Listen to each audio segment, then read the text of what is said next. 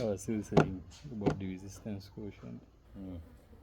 So, the third element of intelligence is having a good resistance quotient. Is how long you can persevere through hard times, or how long you can persevere through people not believing what you say or what you do. Yeah. So the problem is that most people don't work on their resistance quotient. They bend to whatever the world tells them. Yeah. But society, if you want something new, of course you have to do something new. Society is used to the old. Society doesn't like change. So you have to work on your resistance quotient. You have to get ready to tell many people no. You have to tell many people that I know that it's right and I'm the only one who knows that it's right. So work on your resistance quotient. Yeah, I believe what you say is true because there are some things that you have to do by yourself.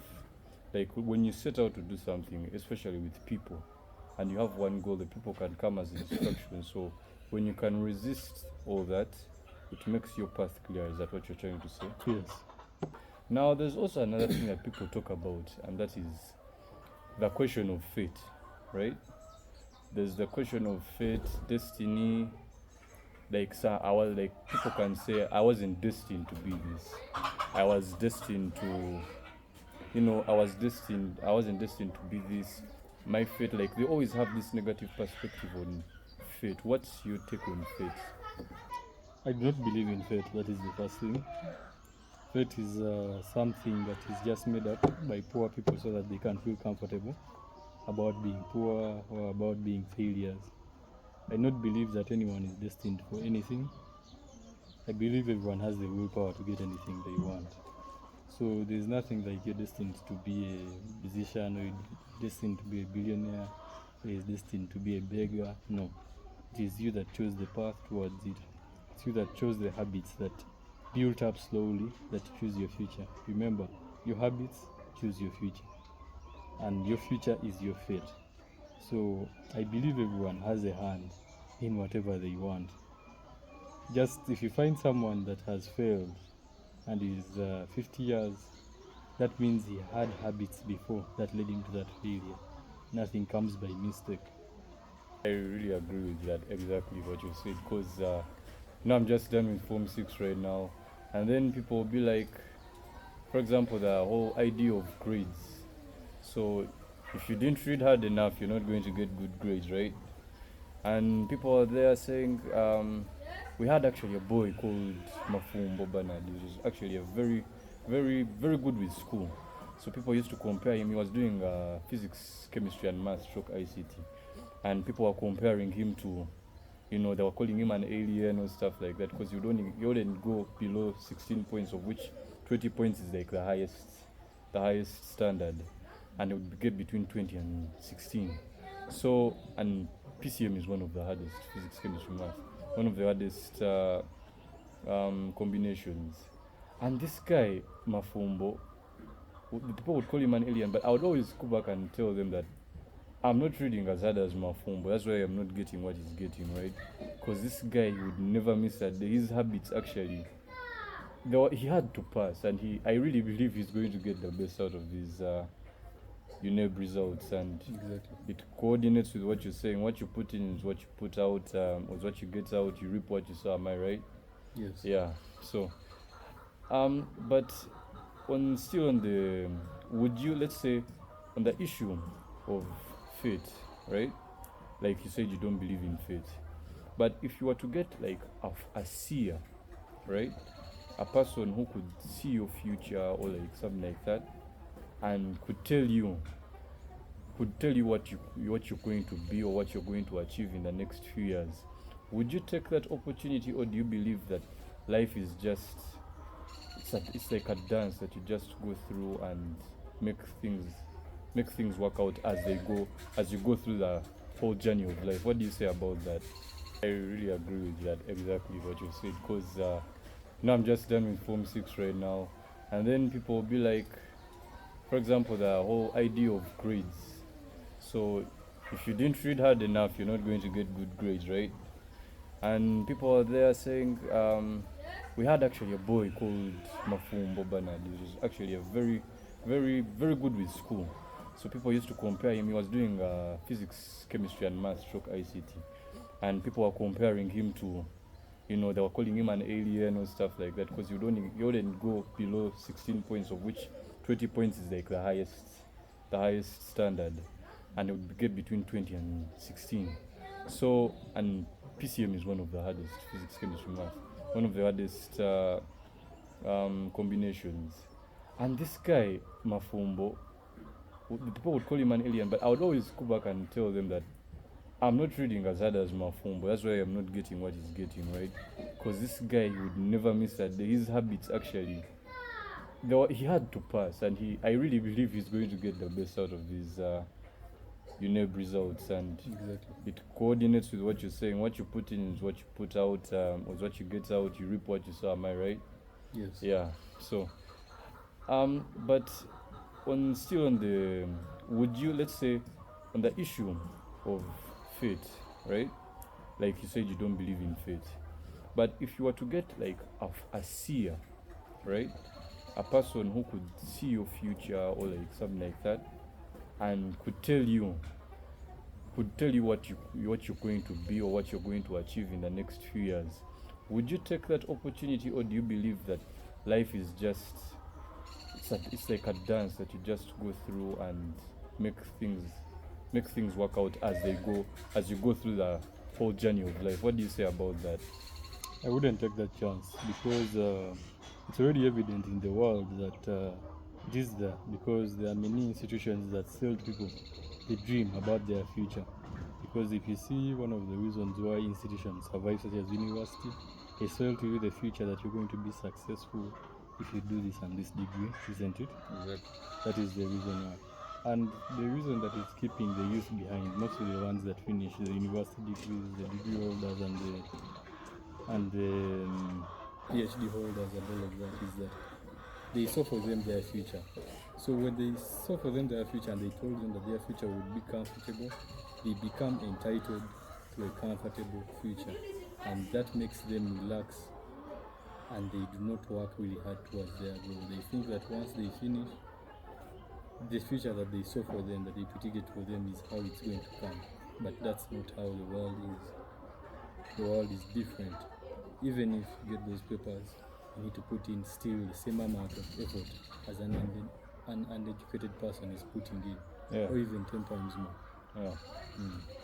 Wow. So seeing into my future, if I was to get a Baba Vanga right now and they see for me my future, I wouldn't like it, because if I knew I was going to have a good future, I would relax knowing automatically it's coming.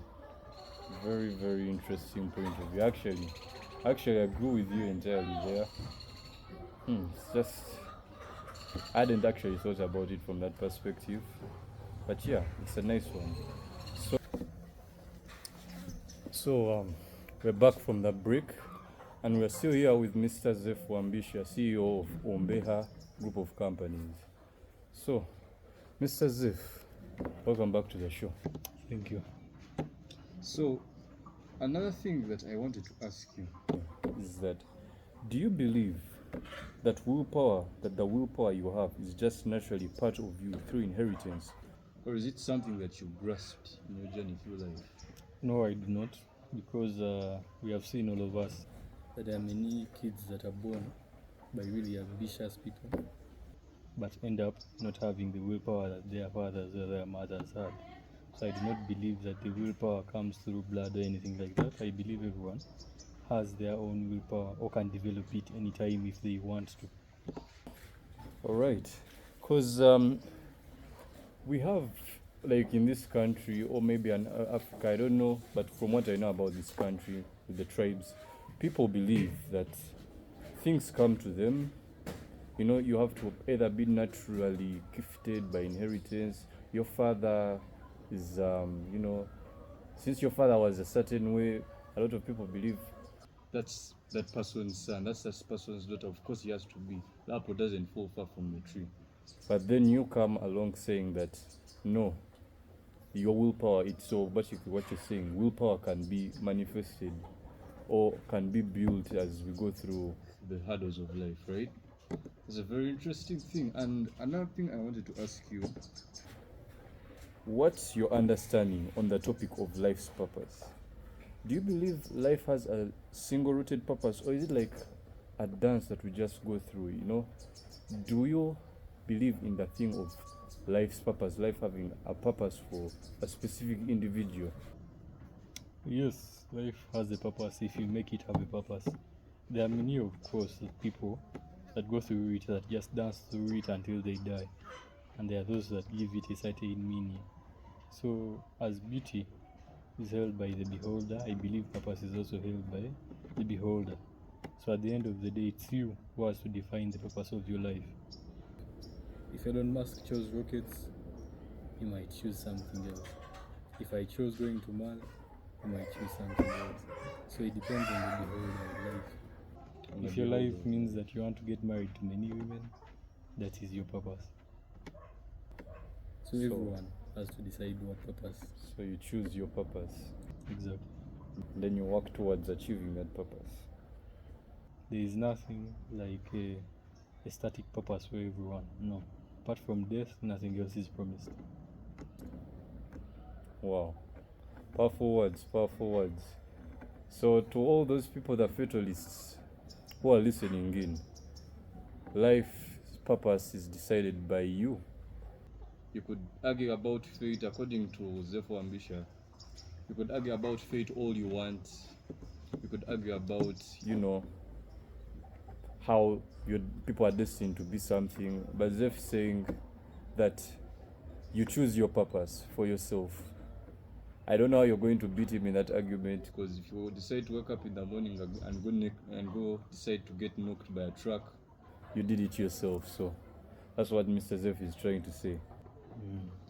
So on the next front, what are the things about the way the world works and society that you question the most? The things that I question about the way the world works and the way society works that I question the most is the ability to believe without proof. And the most popular part about that one is religion. And it is a topic that most people don't want to talk about because it affects their beliefs and all that, and they are told that never question their belief. So they are told to never question religion, but these books. So yeah, that is the thing that I question a lot about. And I wonder why people easily believe into such things, because it doesn't make sense logically, but it makes sense emotionally. Yeah, because